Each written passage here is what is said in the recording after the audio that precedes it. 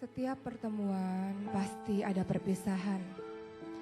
Setiap awal pasti ada akhirnya. Dan setiap permulaan kisah pasti ada penutupnya.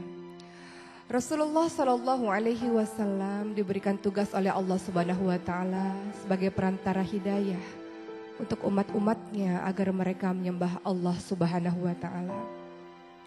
Dan begitu selesai tugas itu, tentu Rasul akan kembali lagi kepada Allah Subhanahu Wa Taala.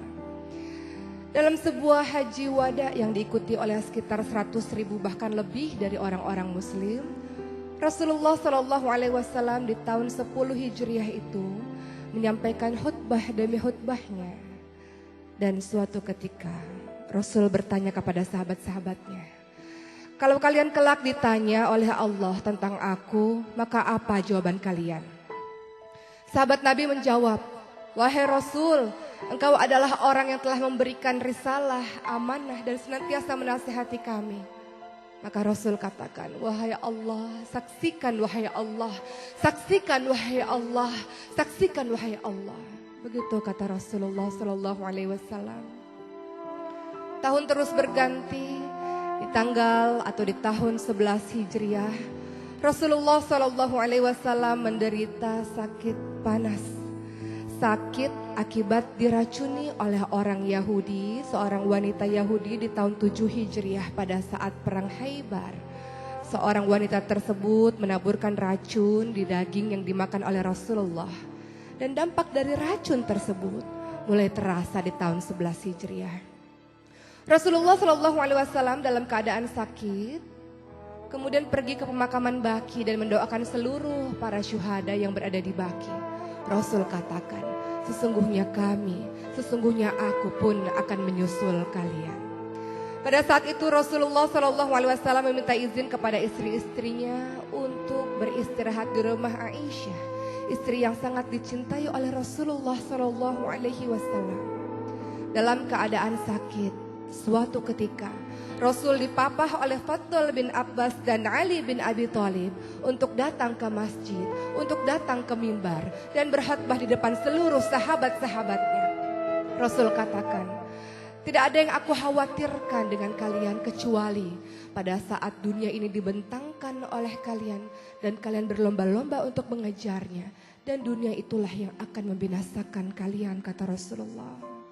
Rasul melanjutkan lagi, seorang hamba Allah diberi pilihan oleh Allah untuk berada terus di muka bumi ini atau kembali kepada Allah dan menatap wajah Allah.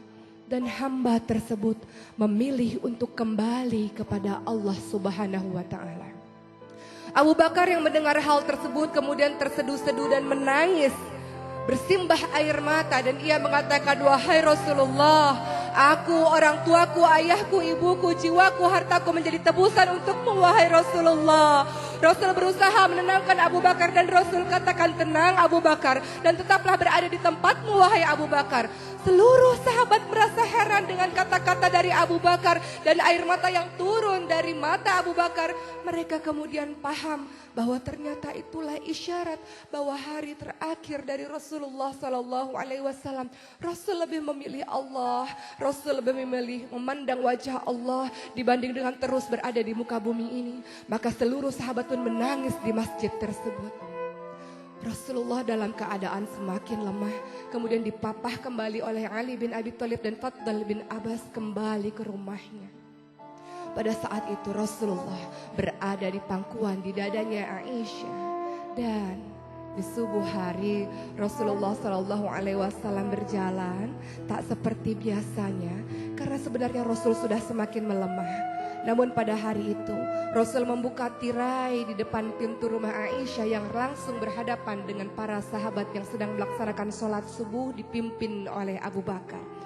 Hampir dan nyaris saja seluruh sahabat membatalkan sholat tersebut karena menurut mereka, lihat Rasul sudah sembuh, Rasul sudah segar, Rasul bisa kembali menjadi imam sholat kita, menjadi pemimpin kita.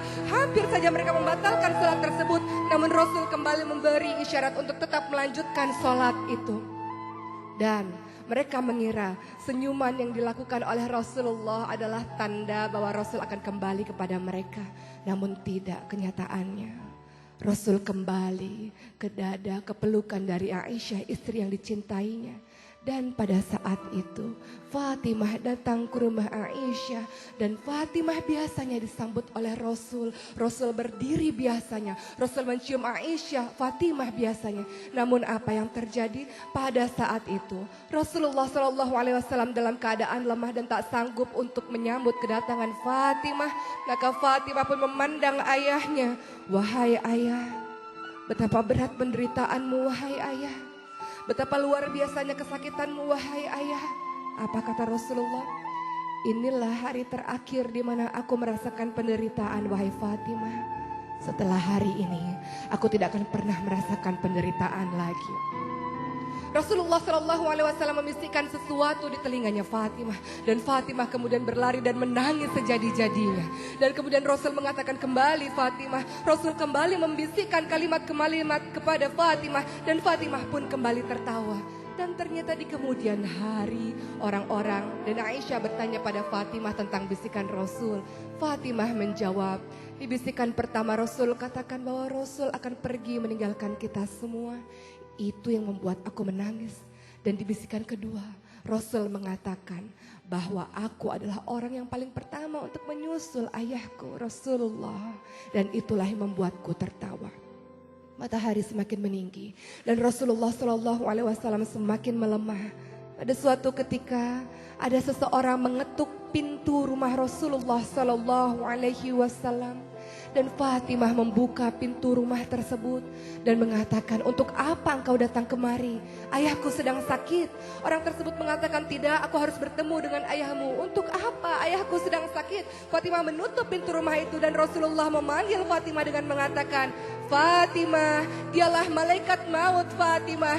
Dialah yang memutuskan kebahagiaan sementara wahai Fatimah. Dia yang akan bertemu denganku wahai Fatimah. Inilah hari terakhirku wahai Fatimah. Dan Fatimah tidak lagi mampu membendung air matanya. Ia paham bahwa ini adalah detik-detik wafatnya Rasulullah SAW. Dalam keadaan lemah, malaikat maut menjumpai Rasulullah SAW. Rasul bertanya di mana malaikat Jibril, dan malaikat Jibril pun datang menjumpai Rasulullah. Rasul bertanya, apa hakku di hadapan Allah Subhanahu wa taala wahai malaikat Jibril? Malaikat Jibril menjawab bahwa Allah Subhanahu wa taala telah menantimu di surga. Bahwa seluruh malaikat-malaikat telah menantimu di pintu-pintu langit untuk menyambut kedatangan ruhmu wahai kekasih Allah. Dan apa yang dilakukan Rasulullah? Rasul tidak tersenyum. Malaikat Jibril berkata, kenapa kau tidak tersenyum? Aku memikirkan umatku wahai malaikat Jibril. Bagaimana dengan umatku sepeninggalanku? Malaikat Jibril mengatakan, aku pernah mendengarkan Allah berfirman, tidak akan masuk surga kecuali orang-orangmu, umat-umatmu yang masuk surga terlebih dahulu. Maka perlahan-lahan ditariklah ruh dari Rasulullah SAW dan Rasul mengatakan, betapa dahsyat rasa sakit ini wahai malaikat, betapa dahsyat rasa sakaratul maut ini. Kalau engkau mau wahai Allah, timpakan rasa sakit seluruh umatku terhadapku wahai Allah. Rasulullah SAW memikirkan bagaimana rasa sakit sakaratul maut umatnya, dan kemudian Rasulullah SAW pun semakin menderita sakit yang sangat parah, seperti dicacah oleh pedang rasa sakratul maut tersebut. Dan apa yang dilakukan oleh Rasulullah? Rasul mengatakan ingin kembali kepada Allah. Tangannya kemudian ditunjukkan ke atas. La ilaha illallah, la ilaha illallah. Dan itulah akhir hidup dari Rasulullah SAW. Aisyah bingung. Aisyah merasa bersedih. Kemudian ia berlari di depan pintu rumahnya dan mengatakan, Rasulullah telah wafat. Rasulullah hari ini telah meninggalkan kita semua. Seluruh penduduk Madinah kemudian merasakan Madinah seolah-olah gelap. Dan mereka kemudian di antara mereka ada yang pingsan, di antara mereka ada yang bersimbah air mata. Dan apa yang dikatakan oleh Umar bin Khattab, tidak, Rasulullah tidak meninggal, Rasulullah tidak wafat. Rasulullah hanya seperti Nabi Musa alaihissalam yang datang kepada Allah dan kemudian kembali terhadap kita. Rasul tidak meninggalkan kita, kata Umar bin Khattab. Umar bin Khattab mengambil pedangnya dan kemudian mengatakan, siapapun yang mengatakan Rasulullah wafat, siapapun yang mengatakan Rasulullah mati, maka akan aku penggal kepalanya. Begitu kata Umar. Abu Bakar menenangkan Umar dan mengatakan, Umar duduklah, tenanglah Umar, tenanglah Umar. Namun Umar tidak mau mendengarkan kalimat dari Abu Bakar. Siapapun yang mengatakan Rasul wafat, aku penggal kepalanya, kata Umar. Umar tidak mampu menahan rasa kesedihan yang luar biasa. Umar, orang yang tegas ini, tidak mampu menahan air matanya. Kemudian Abu Bakar datang ke mimbar dan mengatakan, wahai manusia, ketika kalian menyembah Rasulullah, ketahuilah Rasulullah hanya manusia biasa yang mati. Tapi ketika kalian menyembah Allah, Allah hidup dan tidak pernah mati. Maka tertunduklah Umar, kemudian tersungkurlah Umar. Dengan bersimbah air mata ia mengatakan, wahai Rasulullah, wahai Rasulullah. Umar baru paham bahwa itulah matinya Rasulullah SAW. Seluruh orang yang ada di Madinah merasakan kedahsyatan, rasa sedih yang luar biasa. Dan ketika Rasulullah SAW dikuburkan, Fatimah mengatakan kepada Anas bin Malik, tega engkau wahai Anas bin Malik, engkau menguburkan Rasulullah, engkau menaburkan debu dan tanah di wajah suci Rasulullah, tega engkau berlaku seperti itu wahai Anas, kata Fatimah.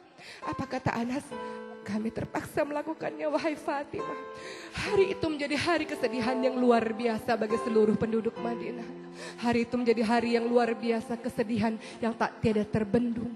Semua orang menangis pun Bilal bin Rabah yang tidak mampu untuk membendung air matanya ketika mengumandangkan adzan. Wafatnya Rasulullah SAW meninggalkan kepedihan yang luar biasa di hati seluruh umat muslim, di hati seluruh orang-orang yang mencintainya. Bagaimanakah dengan kita? Rasul pernah berujar kepada seluruh sahabatnya, wahai sahabat-sahabatku, aku merindukan saudara-saudaraku. Siapa saudaramu Rasul? Kami ini saudaramu Rasul. Tidak, saudara-saudaraku bukan kalian-kalian sahabatku. Saudaraku adalah yang tetap beriman kepadaku padahal mereka tidak pernah melihatku. Aku merindukan perjumpaan dengan mereka. Bagaimana dengan kita? Ketika Rasulullah SAW sangat mencintai dan merindukanmu, bagaimana dengan lisanmu? Apakah senantiasa bersalawat kepada Rasul? Bagaimana dengan perbuatanmu? Apakah senantiasa menjalankan sunnah-sunnah Rasulullah? Bagi kita yang mengaku cinta terhadap Rasulullah, tenang, kita akan kembali bertemu dengan Rasulullah karena Rasul senantiasa menunggu kita di telaganya Allah, di syurganya Allah. Rasul merindukan kita, mencintai kita, dan Rasul berharap kita mengikuti semua sunnah-sunnahnya agar kita bisa kembali kepada orang yang paling kita cintai. Siapa? Rasulullah Sallallahu Alaihi Wasallam. Mudah-mudahan kisah ini membuat kita mencintai dan lebih merindui Rasulullah. Dan ingat, setiap perpisahan di muka bumi ini akan ada pertemuan yang abadi kelak. Di mana? Di syurganya Allah. Jangan ada air mata. Kita kembali bersama Rasulullah, bertemu dengannya di syurganya. Insya Allah, wahai pecinta Rasulullah. Mudah-mudahan menjadikan hikmah. Insya Allah.